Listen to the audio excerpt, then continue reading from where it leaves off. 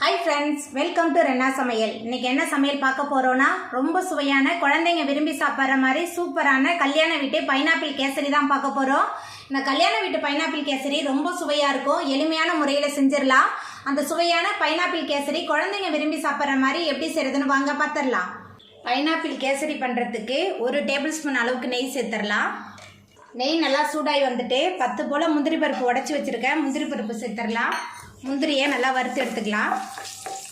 முந்திரி நல்லா வறுபட்டுருச்சு. இப்போ இதில் 10 போல் காஞ்ச திராட்சை சேர்த்துக்கலாம்.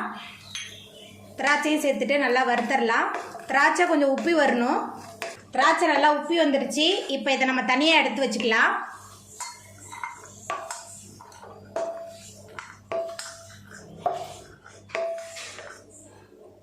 பாருங்கள், இந்த மாதிரி நல்லா வறுத்து எடுத்துக்கணும். இப்போ அதே நெய்லேயே 1 கப் அளவுக்கு ரவா சேர்த்துக்கலாம். ரவா சேர்த்துட்டு நல்லா கரிஞ்சிடாமல் பொண்ணு வறுவலாக வறுத்துக்கலாம். ரவாவை நெய்யில் நம்ம வறுத்து கேசரி செய்யும்போது கேசரி நல்ல சுவையாக இருக்கும். ரவா நல்லா வறுபட்டுருச்சு. இப்போ இதையும் தனியாக எடுத்து வச்சுக்கலாம். இப்போ ரவா வறுத்த அதே கடாயிலேயே 2.5 கப் அளவுக்கு தண்ணி சேர்த்துக்கிறேன். 1 கப் ரவாவுக்கு 2.5 கப் அளவுக்கு தண்ணி சேர்க்குறேன். நம்ம சுடுதண்ணி தான் சேர்த்துருந்தோம். தண்ணி நல்லா கொதிக்க ஆரம்பிச்சிருச்சு. இப்போ நம்ம வறுத்து வச்சுருக்கிற ரவா சேர்த்துடலாம். ரவா சேர்த்துட்டு கைவிடாமல் நல்லா கிளறி கொடுக்கலாம். ரவா நல்லா வெந்து வரணும். ரவா நல்லா வெந்து வந்துருச்சு. ரவா வெந்து வந்த கையோட நம்ம சர்க்கரை சேர்த்துடலாம். 1 கப் ரவாவுக்கு 1 கப் சர்க்கரை சேர்த்துக்கிறேன். சர்க்கரை சேர்த்துட்டு நல்லா கலந்து விட்டுடலாம். சர்க்கரை சேர்த்த பிறகு கொஞ்சம் தண்ணி விடுற மாதிரி இருக்கும். சர்க்கரை கொஞ்சம் மெல்ட் ஆகி தான் அதுக்கப்புறமா நல்லா கெட்டிப்பட்டு வரும். நல்லா கிளறி கொடுத்துக்கிட்டே இருக்கலாம். கை எடுத்தோமா கட்டி பிடிக்க ஆரம்பிச்சிடும். ரவா சர்க்கரை ரெண்டுமே நல்லா கலந்து வந்துருச்சு. இப்போ இதில் கொஞ்சமாக உப்பு சேர்த்துக்கலாம். ஸ்வீட்டுக்கெலாம் கொஞ்சம் உப்பு சேர்க்கும் போது தான் நல்ல சுவையாக இருக்கும். அதுக்கப்புறமா நம்ம கரைச்சி வச்சுருக்கிற ஃபுட் கலர் சேர்த்துக்கலாம். கூடவே கொஞ்சமாக ஏலக்காய் தூள், அதுக்கப்புறமா 1 கப் அளவுக்கு பைனாப்பிள் நறுக்கி வச்சுருக்கேன். பைனாப்பிள் சேர்த்துக்கலாம். பைனாப்பிள் சேர்க்கும்போது நல்ல சுவையாக இருக்கும். எல்லாத்தையும் சேர்த்துட்டு நல்லா கலந்து விட்டுறலாம்.